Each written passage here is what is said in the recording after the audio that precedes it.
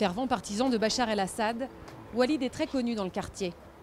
Son fils est considéré comme le premier martyr loyaliste de la guerre en Syrie. Ça, c'est mon fils Zaher. Et là, c'est son certificat militaire.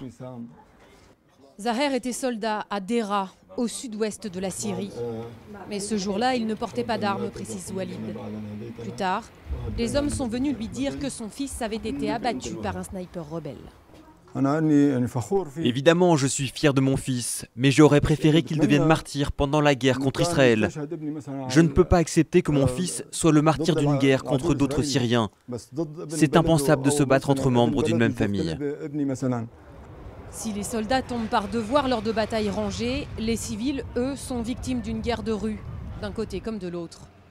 Noujoud veille seul sur ses enfants depuis le 28 janvier. Son époux a été kidnappé par un groupe djihadiste qui l'a contacté pour lui demander une macabre rançon.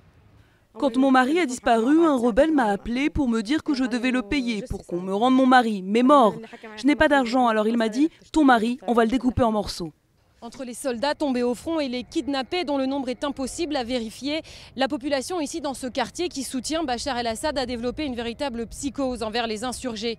Une psychose qui permet aussi au président syrien de maintenir unis tous ceux qui le soutiennent encore.